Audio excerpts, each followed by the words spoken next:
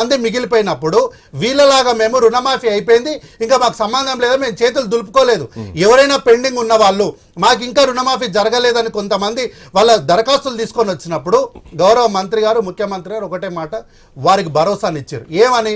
ప్రజాపాలన కేంద్రాలు కానీ ఎంపీడీఓ ఆఫీసులలో కానీ మీరు ఒక్క దరఖాస్తు ఇవ్వండి, మీ దరఖాస్తును మేము స్వీకరించి పరిశీలించి మీరు నిజంగా అర్హులైతే మీకు రుణమాఫీ చేసి తీరుతాము అని చెప్పి 3 దఫాలుగా మేము రుణమాఫీ చేసినాం. దాని తర్వాత కూడా కొన్ని దరఖాస్తులు వస్తే 100% క్లెయిమ్ చేస్తున్నాం సార్, 100% క్లెయిమ్ చేస్తున్నాం. ఈ రోజు హరీష్ రావు గారు మాట్లాడుకుంటూ సిరిసిల్లలో ఒక మహిళకు రుణమాఫీ జరగలేదు, ఇట్లా జరిగింది, 16,000 వచ్చింది, ఆమెకు 4,000 రావాలని చెప్పినప్పుడు గంట వ్యవధిలో అక్కడ మా ఇన్ఛార్జ్ గారు అయినటువంటి కేకే మహేందర్ రెడ్డి గారు ఆ పెద్దవాడను సాక్ష్యంగా అక్కడే వీడియో ముందు నిలబెట్టి ఆమె పాస్బుక్ తీసుకొచ్చి ఆమెకు 11 గుంటలు ఉన్నటువంటి భూమికి ఎంత రుణమాఫీ జరుగుతుంది, ఎంత రైతు భరోసా పడుతుందో వారి నోటి నుంచే చెప్పిచ్చినప్పుడు వీరు మళ్ళీ దానిపైన మాట్లాడడానికి ఇంత కూడా కొంచెమైనా మనస్సాక్షి ఉండాలి. లెక్కలు సరిగ్గా చేయలేదు, బీసీలకు లెక్క కూడా సరిగ్గా కేటాయించారు. మాట్లాడడానికి 11,000 కోట్ల రూపాయలు 11,405 కోట్ల రూపాయలు మాత్రమే కేటాయించారు. బట్ మీరు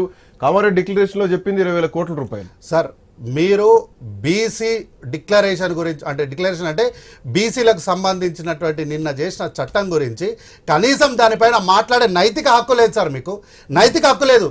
ఎందుకంటే మండలిలో సాక్షాత్తు కల్వకుంట్ల కవిత గారే మాట్లాడుకుంటూ ఇది బాగుంది, ఈ బిల్లు బాగుంది, రాజకీయాలు చేయకుండా నేను దీన్ని సపోర్ట్ చేస్తున్నా అని చెప్పినప్పుడు మీరు మీ వివరాలు ఇవ్వండి అని చెప్పి కూడా ఒక స్టార్ మార్క్ కండిషన్ అప్లై చేశారు.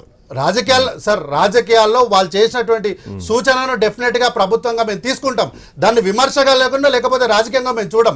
వారు అభినందించినారు, దాన్ని యాక్సెప్ట్ చేసాం, వారు ఒక సూచన చేశారు, డెఫినెట్ గా ప్రభుత్వం యాక్సెప్ట్ చేస్తాం.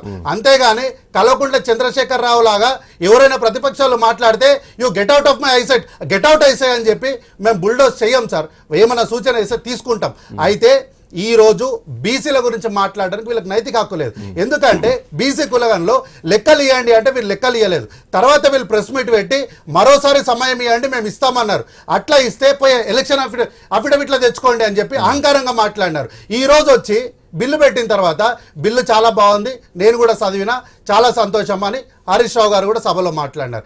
అన్నీ మాట్లాడి మళ్ళీ బయటకు వచ్చిన తర్వాత కళ్ళల కట్టే ప్రయత్నం చేస్తారు. ఎందుకు సార్ సభలో ఈ ప్రశ్నలు మీరు సభలోనే అడిగితే మేము అక్కడ మీకు సమాధానం చెప్తాం కదా. ఈ రోజు వాస్తవిక రూపంలో మీరు చేసినటువంటి అప్పులు కానీ మీరు చేసినటువంటి కుంభకోణాలు కానీ నిన్న కాక మొన్న కాగ్ రిపోర్ట్ ఇచ్చింది 2 లక్షల కోట్లు అసలు లెక్కలకే రాలేదు అని చెప్పి కాగ్ రిపోర్ట్ ఇచ్చినప్పుడు ఆ లెక్కల గురించి ప్రశ్నలు అడుగుదామంటే ఈ రోజు ప్రధాన ప్రతిపక్ష నాయకుడు రాడు, మీరు బయటకు వచ్చి ఇవన్నీ అంకెల గారెడు ఉంది, ఆయన 2 గంటలు మాట్లాడిండు, బట్టి గారి బడ్జెట్ బడా జుట్టుకుదని ఈ ప్రాసలు ఎవరిని కావాలి సార్? ప్రాసలు అందరూ చెప్తారు, తెలంగాణలో పుట్టిన ప్రతి ఒక్కడు కూడా ప్రాసలు సామెతలు చెప్పడానికి అందరూ మాస్టర్లే. ఈ రోజు మీరు ప్రాసలు ఇట్లాంటివి చెప్పి ఎవరిని మభ్య పెడదాం అనుకుంటారు? సభలో ఒకటి మాట్లాడతారు, ప్రెస్ ముందుకు వచ్చి ఒకటి మాట మాట్లాడతారు. ఎన్ని దఫాలుగా మాట్లాడతారు సార్ మీరు? ఈ రోజు మేము పెట్టినటువంటి బడ్జెట్ లో ప్రజలకు మంచి చేయాలనేటువంటి ఉద్దేశంతో పెట్టినాం. మీకేమన్నా ఇబ్బంది ఉంటే సభలో మీరు వచ్చి మాట్లాడండి, దాన్ని స్వీకరించకపోతే అప్పుడు అడగండి మమ్మల్ని. శేషు సార్, సంక్షేమ పథకాలు మాత్రమే కాదు, విద్య, వైద్యం, ఆరోగ్యం, వ్యవసాయం అన్ని రంగాలకు బడ్జెట్ కేటాయింపులు జరగాలి. సో ఈ బడ్జెట్ కేటాయింపుల్లో అన్ని రంగాలని మేము సాటిస్ఫై చేసినాం అన్నది ప్రభుత్వం చెప్తోంది. సో ప్రతిపక్షాలు విమర్శలు చేస్తే గతంలో మీరేం కేటాయించారు, మేమేం తీస్తున్నాం అన్నది ఒక పాయింట్. ఎన్నికల్లో ఇచ్చినటువంటి హామీలు ఈ బడ్జెట్లో ఎంతవరకు కనిపిస్తున్నాయి అన్నది ఇంకొక పాయింట్. సో తులం బంగారం అన్నారా, తులం బంగారం ఎంతవరకు వస్తుంది, అది అసలు ఆన్గోయింగ్ ప్రాసెస్ అవుతుందా లేదా, ఇవన్నీ మనం అంచనా వేయొచ్చు. స్కూటీల విషయం కానీ, తులం బంగారాల విషయం కానీ, ఇప్పుడున్నటువంటి రేట్ల ప్రకారం ప్రభుత్వం అంతా డేర్ స్టెప్ తీసుకుంటుందా, ఇవన్నీ కూడా మాట్లాడాలి. సంక్షేమ పథకాల విషయంలో, పెన్షన్ల విషయంలో మీరు ఒక ప్రశ్న అడిగినారు, అందాల పోటీ గురించి అడిగినారు. సార్ అందాల పోటీల గురించి డెఫినెట్గా చేస్తాం సార్, తప్పేముంది చేయడంలో. మీరు ఇంతకుముందు రేవంత్ రెడ్డి గారు, ముఖ్యమంత్రి రేవంత్ రెడ్డి గారు, మేము అంతర్జాతీయానికి సంబంధించినటువంటి క్రీడలు కానీ కార్యక్రమాలు కానీ ఇక్కడ పెడతాము అని అంటే మీరు ఎంత అవహేళనగా మాట్లాడినారు సార్, ఎంత అవహేళనగా మాట్లాడినారు. ఈ రోజు ముఖ్యమంత్రి గారు ఏమన్నా మాట్లాడితే కల్వకుంట్ల చంద్రశేఖరరావు గారిని ఇట్లా మాట్లాడతారా అని ప్రశ్న చేస్తారు. బ్రాండ్ ఇమేజ్ పెంచడం తప్పేం కాదు. మరి మీరు అట్లాంటప్పుడు పోటీలు పెడతా అన్నటువంటి మీరు ఈ కార్ రేసింగ్ ఎందుకు రద్దు చేసుకున్నారు అన్నటువంటి ప్రశ్నలు కూడా వస్తాయి. అది కూడా హైదరాబాద్ రేంజ్ ని పెంచేటియే కదా. ఏం కాదు సార్, ఏం కాదు.